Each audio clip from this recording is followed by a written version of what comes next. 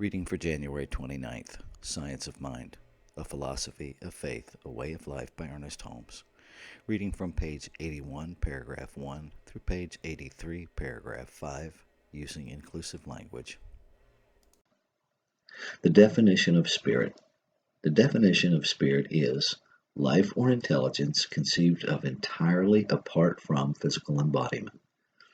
It is vital essence, force, energy, as distinct from matter.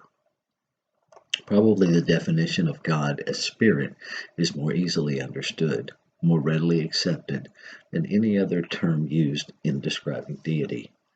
Jesus, talking to the woman of Samaria, explained, God is spirit, and they that worship it must worship it in spirit and in truth. The nature of being is a unity with three distinct attributes: spirit, soul, and body.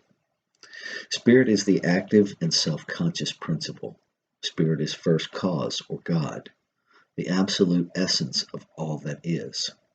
It is the great or universal I am. Spirit is conscious mind and is the power which knows itself. It is conscious being. The spirit is self-propelling. It is absolute and all. It is self-existent and has all life within itself. It is the Word, and the Word is volition. It has choice because it is volition. It is will because it chooses. It is free spirit because it knows nothing outside itself, and therefore nothing different from itself.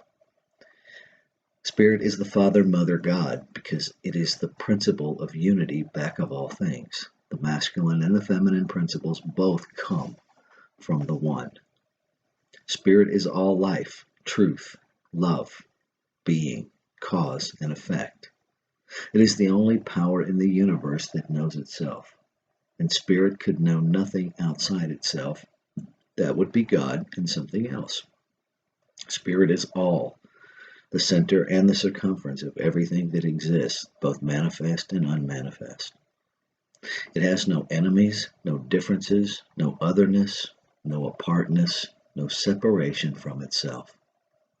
It is undivided, complete, and perfect within itself, having no opposites and no opposition.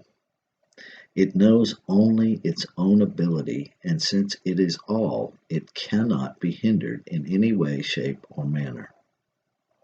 It is impossible for a finite mind to comprehend such a complete life and power. In moments of real inspiration, we realize, to a degree at least, that God is all, that which has within itself all that really is. The life is everything, and the love through everything. The one presence and the one infinite person whom we call God or Spirit, within this one all live. The fundamental premise of the philosophy of the Bible is developed that Spirit is one, and that creation is the result of Spirit's one mode of action. Perhaps the one point on which we are all agreed is that whatever the nature of first cause or spirit, it is creative. If this were not true, nothing could come into existence. It is impossible to think of creative life expressing itself other than in livingness. Jesus undoubtedly meant just this when he explained that he had come that we might have life and that we might have it more abundantly. Another point on which we all agree as to the nature of first cause is that it is harmonious. If there were any element of inharmony, discord, or decay anywhere in its nature, it would destroy itself. It has always been taught that the soul of the universe is that receptive medium into which the spirit breathes forth the forms of its thought. It is subjective to the spirit. That which is subjective is always impersonal, neutral, plastic, passive, and receptive. Wherever we find subjective law, we shall find something that is compelled to receive that which is given it and compelled also to act upon it. Consequently, the soul of the universe has been called a blind force, not knowing, only doing. It has been called the servant of the eternal spirit throughout the ages. It is the medium of thought, power, and action of spirit. Spirit, the changeless. Creation does not mean making something out of nothing.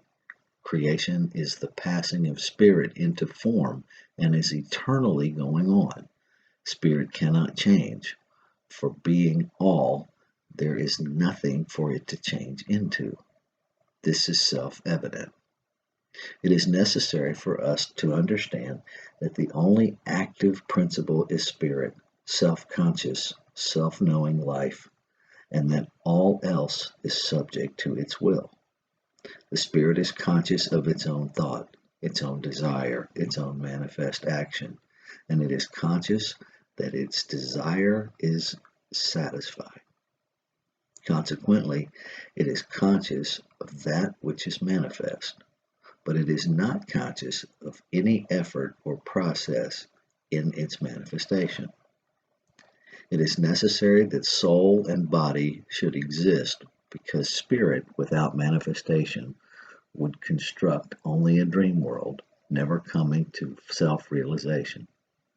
In order to express, there must be a medium through which spirit manifests, and there must be a manifestation, hence body, soul, and body. The teaching of the great thinkers of all times is that we live in a threefold universe of spirit, soul, and body, of intelligence, substance, and form.